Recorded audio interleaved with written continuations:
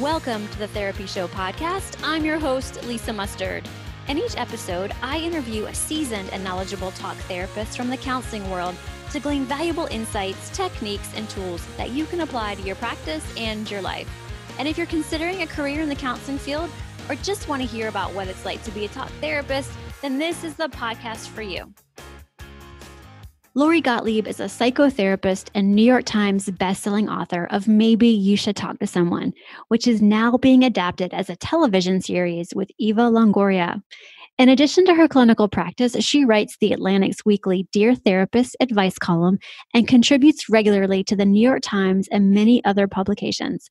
She is also a TED speaker, a member of the Advisory Council for Bring Change to Mind, and advisor to the Aspen Institute.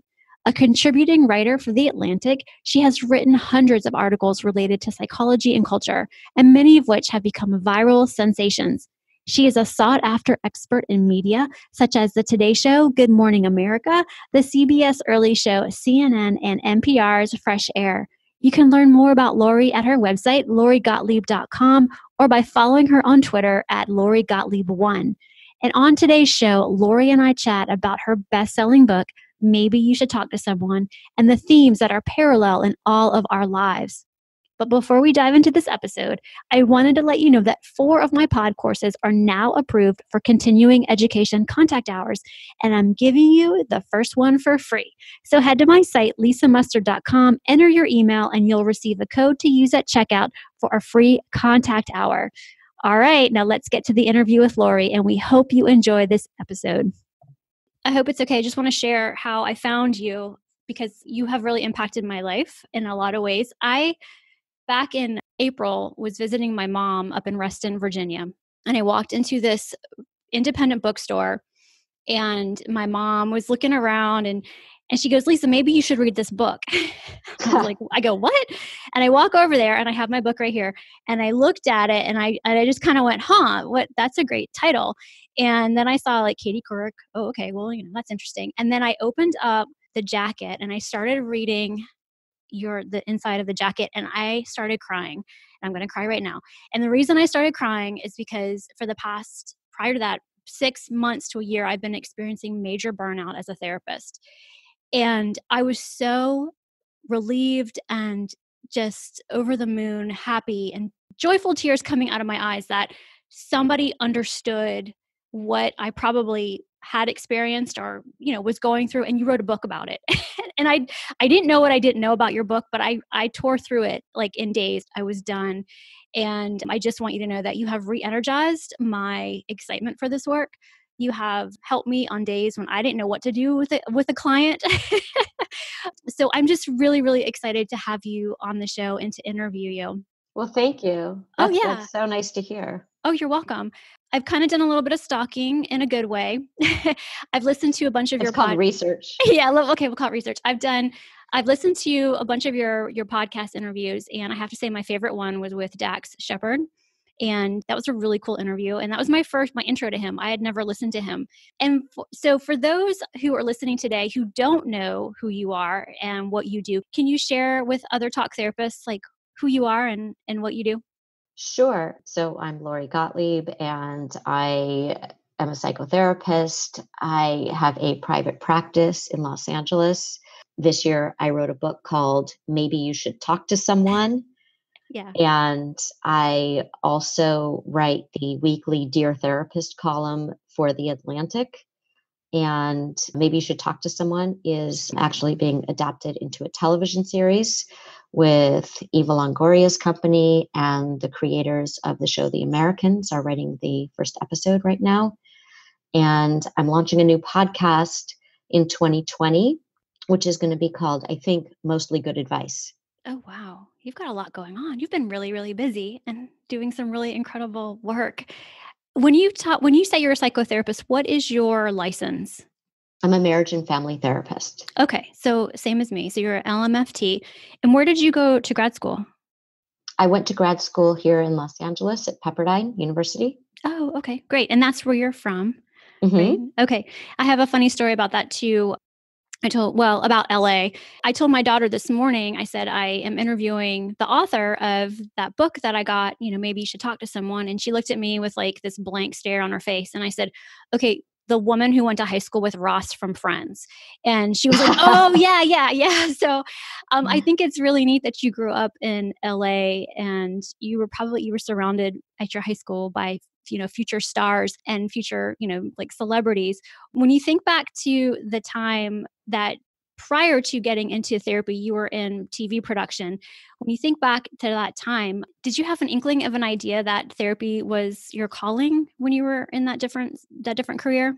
I took probably the most nonlinear path possible to becoming a therapist. So I never imagined that I would be a therapist. Yeah. When I graduated from college, I worked in film and then I moved over to network television. And I was really interested in story. And I feel like story tells us what it's like to be human. We relate to ourselves and other people through stories. Yeah. And so I really love stories. And I think, I eventually wanted to work with real people's stories. And so I went up to Stanford at for medical school. And eventually I became a journalist and told people stories. And I feel like what I do as a therapist is I help people to change their stories. And I did a TED talk recently where I talk about how, as a therapist, I feel like an editor of people's stories, that I feel like people come in with a story. And what we do is we help them to reframe their story, to edit their story, to see the parts that they're leaving in that maybe they're spending too much time on, or the parts that they've left out that they don't spend enough time on, Right. or what their role is in the story. Why is the protagonist going in circles instead of moving forward? So I feel like even though I've done a lot of different things in my life, I feel like they all come down to two things, which is story and the human condition. Yeah. Yeah. I think that's really interesting. A lot of the times when people come to, and I don't know if you've experienced this, when they come to couples therapy or family therapy, they ask, it seems as though they want the therapist to tell them who's right or wrong in this scenario and kind of like get validation or oh, see, even the therapist thinks that this is, you're the problem. But what I tell my folks is there's three sides to every story. There's your truth, her truth, and then there's the truth of the family or the truth of the story. And I really like how you see that as well. When I read that in your book and heard in your TED talk, because I listened to that as well, I was like, it reminded me of systems, the systems models that we probably both are very familiar with. And so that was really cool to like a little bit of a parallel there, I suppose, in the work that you do. Yeah, I think that therapy is really about being both vulnerable and accountable. And I think that when people come in, let's say for couples therapy, often what they want is they want something about their partner to change. Right. And so I always prep people before they come in for couples therapy. And I say, I want you to think about what you want to change about yourself in this relationship to improve the relationship. And it changes the entire orientation of the work that we do. Yeah. Because it sets the tone for you aren't going to be able to change what your partner does. You can influence what your partner does, but you won't be able to change it. What you do might influence how they behave toward you, Right. but you get to choose how you want to be in this relationship. And it's sort of like, I think with individual therapy, I always say to people that insight is the booby prize of therapy, meaning that you can have all the insight in the world, but if you don't make changes out in the world, the insight is useless. And so I talk about that a lot in the book, where people will say, well, now I understand why I keep getting into that argument with my partner. But if they didn't do something different in the midst of that argument, Right. it doesn't matter that you understand it. Right. So I think that, in the book, you can see that I really make people work and in a good way. Yeah. Because that's what they're there for. Yeah. Oh, yeah. I definitely get the sense of the work that's being done in your sessions I think you see patients with your patients' clients. I mean, that is, I was reading that book and as a therapist, I was like, wow, she is good. Like, she is a good therapist.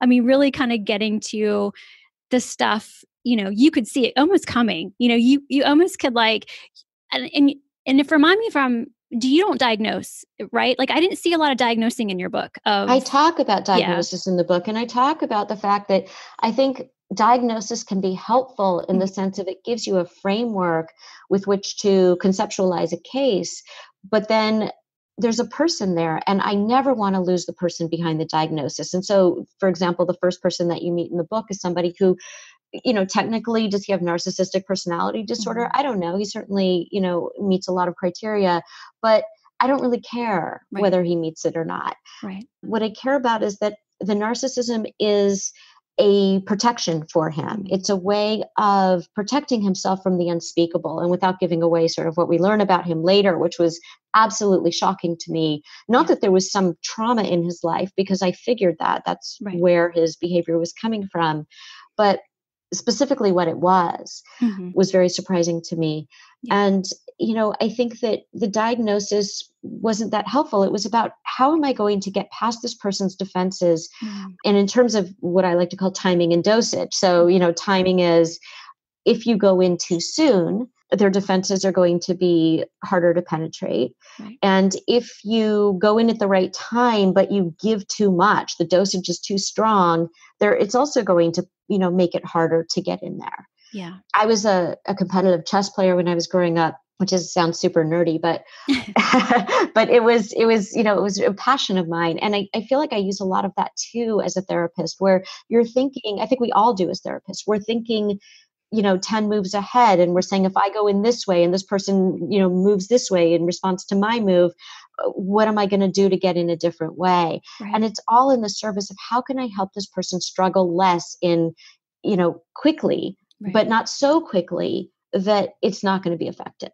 Right. Oh, yeah. I mean, you explain it so well. I mean, you just explain, I think, what we therapists go through so incredibly well. And when we're first starting out in this field, I think back to 13, 14 years ago, like I didn't know any of that. And so I was impatient, but I didn't know myself as a therapist, and I hadn't had those experiences. Can you speak a little bit about what your journey from intern to, seasoned clinician has been like for you? Because I know you talk about that in the book somewhat.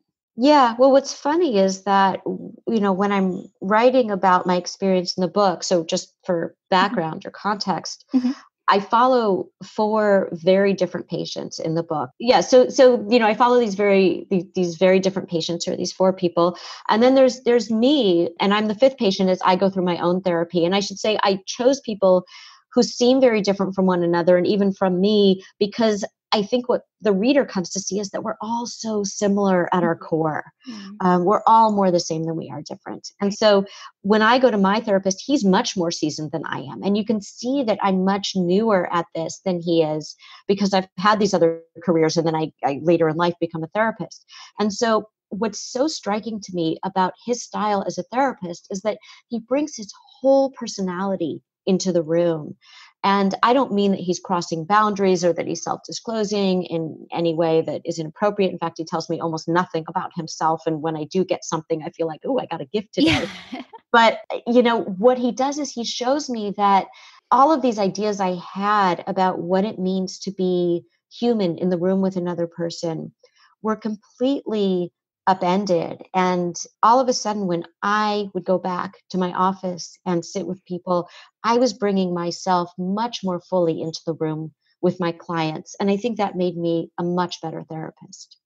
Oh, yeah. I love how you are one of the, quote unquote characters in the book. I mean, that you put yourself in there, that you share. And I think that's what makes this book even better, is that it's not just a therapist, recounting conversations with clients. It's you going through the process yourself, that parallel process of therapy, of the journey. I was in the beginning part of the book where boyfriend breaks up with you and you go to work that day.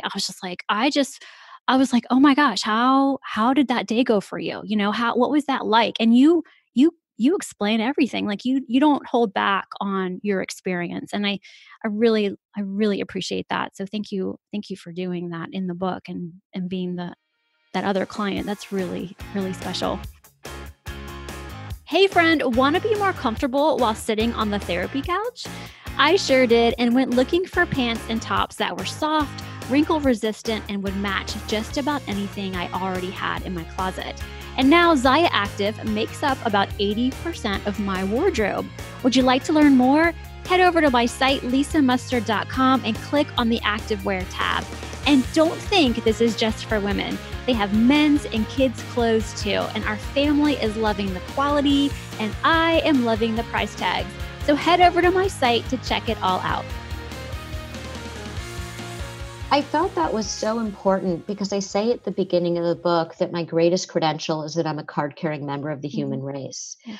And I felt like if my clients were going to be so vulnerable, of course, all of their identifying information is Right. is changed, but and my name's on the book, so people know it's me. But I felt like as a patient, I had to be just as vulnerable or it would feel fraudulent. Mm-hmm. And, I should say too, that it's not that I'm that courageous. It's that I really thought maybe 3 people would read this book. Really? And Really? I You really really did. thought that? I really did. And then, and so I thought I'm just going to write the book that I really want to write because I was supposed to be writing this book about happiness. That was my book contract. And as I say in the book, that I ended up calling it the miserable depression inducing happiness book because I felt like happiness is sort of beside the point. Not that we don't want to be happy, but that happiness as a byproduct of living your life in a fulfilling way is what I think we all want. Yeah. But happiness is an end goal, as we see as therapists, Right. is a recipe for disaster. And I think that, when I finally I canceled that book and I decided I'm just going to write this book that maybe isn't very commercially viable, but that means a lot to me. And I think that if anybody reads it, it might help them to see themselves in a new way. That was the book I wanted to write, but I really felt like it was not, it was not the book that was going to be the one that everyone was going to read. And then of course now, 9 months out, it's still on the New York Times bestseller list. Mm-hmm. And it's funny because I think that if I had known that, I might have been much more self-conscious about what I revealed about myself in the book. And I'm Really? so glad that I didn't, because I think that the reason that so many people are reading the book is because I didn't clean myself up. Yeah. Oh, I completely agree. I think you getting vulnerable and sharing of yourself and then sharing everything. I mean, you shared a lot of stuff and I don't want to give anything away in the book because if people haven't read this book, you need to go out and I mean, I don't ever say you should shit on anybody, but you definitely should read this book. As a therapist, I mean, it's just incredible. And I know a lot of folks are giving this book to their therapist as a gift. And I know somewhere along in some interview you mentioned what a really cool conversation to have with your therapist if you're both reading it. That's How that can right. make your therapy even richer and fuller. And I just thought that was such a great idea. I've heard from so many Mhm. people who have said that it gave them permission Mhm. to talk about the relationship they were having with their therapist. I think so many people don't realize that when you're in therapy, the relationship you have with your therapist is part of the therapy. Mhm. And so they kind of think, well, I'm talking about all these outside relationships, but no, you're actually enacting something in the relationship with the therapist that is relevant to your relationships outside of the room. It's Exactly. it's like a It is. microcosm of your outside relationships. And Mhm. so I think that a lot of people felt that on a visceral level, but they were embarrassed Mhm. to talk about things that were going on between them and their therapist. Even things like when I in the book say to my therapist, "Do you like me?" Mhm. Which and then I feel completely mortified that I said that out loud. But I think it gave people permission to talk about with their therapists, all of these questions that they have about what's going on in their relationship Mhm. that they didn't know was part of the work that they're doing. Right. Yeah, we don't I think sometimes people don't understand what therapy can is and can be. I think they want to come, they want to start feeling better, they want somebody to validate them, they want, some advice, some suggestions, but when they really get in there and start digging, I say digging, but I mean like with a therapist who is skilled and knowledgeable and can go there like you said time and dosage like getting to that place at the right time, then it is such a wonderful and beautiful experience. It's interesting that Mhm. what I do with my therapist in the book is everything that my clients do with me. And I think that it's really hard to be in therapy. Mhm. And it's also really gratifying. It's this really rich, Yeah. deep human experience that you almost don't have in the same way elsewhere Mhm. just because of the kind of infrastructure of how the therapeutic relationship is built. But One thing that I do is I go in and the first thing that I want is I want validation. I want the therapist to back up my story. Yeah. And I talk in the book about the difference between idiot compassion and wise compassion, where idiot compassion is what we do with our friends. Right. We back them up. We say, yeah, that guy was a loser. You dodged a bullet, right? Even though that might have happened in your last 3 relationships, or you didn't get that job promotion. And we say, yeah, I don't know what's wrong with your boss. I don't know why they don't see how talented you are. When we know that there's something that the person does that is holding them back. Mm-hmm. And, we all have blind spots. And as friends, we can sometimes see that in our friends, but we don't want to rock the boat. And so we Right. offer this idiot compassion that feels delicious in the moment, but it's not very helpful. And what a therapist does is they offer wise compassion, which is we hold up the mirror to people and we help them to see their reflection in a way that maybe they haven't been able or willing to see. Mm-hmm. And we do it with so much compassion. Mm-hmm. And I think that the reason that people are afraid to look at it is because of shame. Yeah. I think they feel like if they look at these pieces of themselves that maybe they don't like very much or that they feel shame around, then they're going to feel bad. Yeah. And I don't know that there's another place where you can really look at yourself with the safety Mm-hmm. and compassion that exists in the therapy room. And it's such a gratifying experience. And it's so gratifying, I think, for both the client and the therapist to watch people come in a certain way and with a presenting problem that ends up being something much deeper, where I always say, like, I'm listening to the music under the lyrics, that the lyrics are, I'm here because of a breakup, I'm here because of this or that or the other thing. But what's the music under that? What is the underlying struggle or pattern that got you into this particular situation? And how does that apply maybe to other areas of your life? And then to leave with a different way of navigating the world and navigating your relationship to yourself and your relationship to others. I think it's a profound experience. Oh, completely. I so get everything that you're saying because I've been being a therapist and then also being in therapy over the years. Like I'm just like going, I get it. I totally get it. And it's a beautiful experience for both. I can't, I say I can't imagine doing anything else for work now that I've been doing this for a while. Do you feel the same way? Oh, I do. Mm-hmm. I Yeah. do. Yeah. It's hard to explain to somebody who's never done it. Yeah. Even people who have been the client, you can't understand what it's like from the other side. And I think that that's part of what I was trying to do in the book was I wanted to really humanize therapists. Yeah. I wanted people to see who we are as people because I Yeah. think that's really important. On the one hand, people don't want to know. It's like I talk about how a friend of mine, a colleague of mine, she and her husband were trying to have a baby and she was trying to get pregnant. And she was standing in a Starbucks when she was finally pregnant. And she gets this call from her obstetrician saying that the pregnancy wasn't viable. And she started crying right there in the Starbucks. And one of her clients walked in and saw her crying and left and never came back to Right. therapy.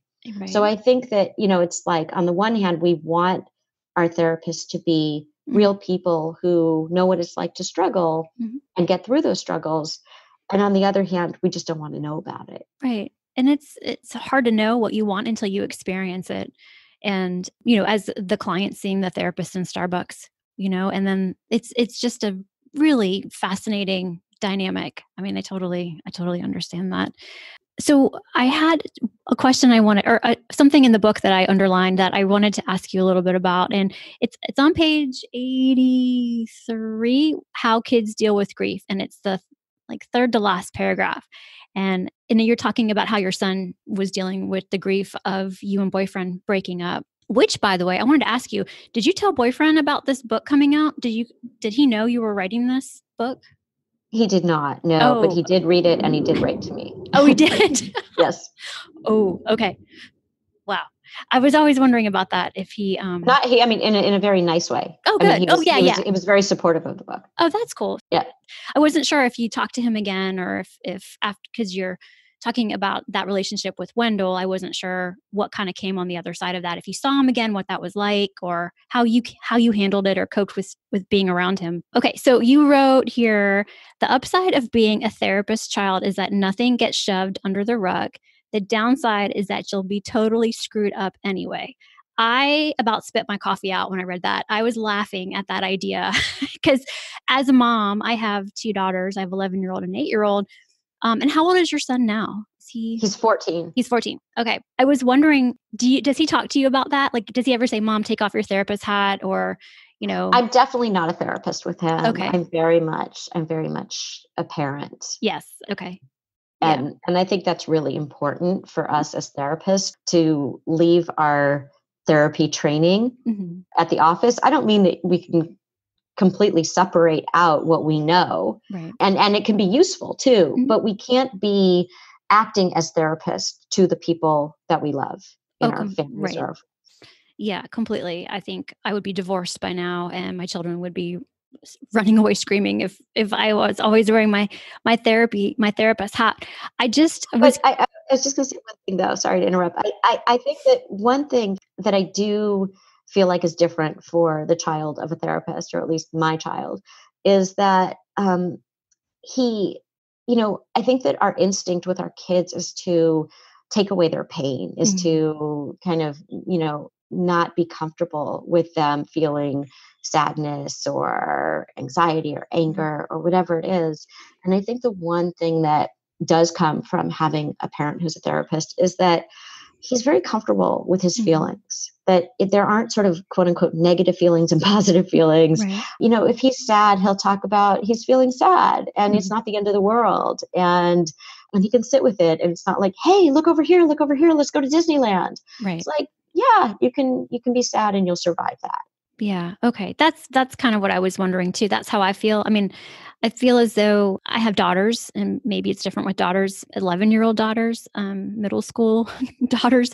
It's been a very interesting time in our lives as a mom and as parents, dealing with an 11-year-old.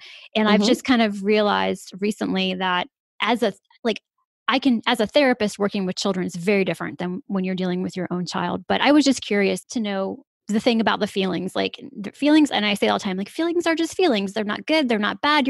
You're experiencing something. And I think that I kind of talk like that is when she goes, oh, Mom, take off your therapist hat. However, I don't know about your son, but I find that she, at this time in her life, she will come and talk to me. And so I think that as parents, even, folks listening who aren't therapists, I just love to kind of point this out, like, allow your children to have their feelings, but, there are definitely, don't be afraid of your child's feelings, I guess is what I'm trying to get at. And don't be afraid of your own, because they're watching what we do. Exactly. And so, I always say to people that feelings are like weather systems. They blow in, they blow out. Sometimes it's cloudy, sometimes it's sunny, sometimes it's a mix of sun and clouds. Right. But I think that sometimes when we're in a feeling, we feel like it's going to last forever. Thank you so much, Lori. Okay. Take good care. All right. Take care. Bye. Well, Lori has a very busy schedule, so we had to wrap it up, and I hope to have her on the show again soon. In the meantime, if you haven't read Maybe You Should Talk to Someone, I highly recommend it. And be sure to follow Lori on social media to learn more about her upcoming podcast and TV series. Well, that wraps up another episode of The Therapy Show with Lisa Mustard. I know there are hundreds of thousands of podcasts out there, and I'm thankful you've chosen to listen to mine. Be sure to visit lisamustard.com to access the show notes and discover more fantastic content. And I'd be grateful if you subscribe to the show. Thank you.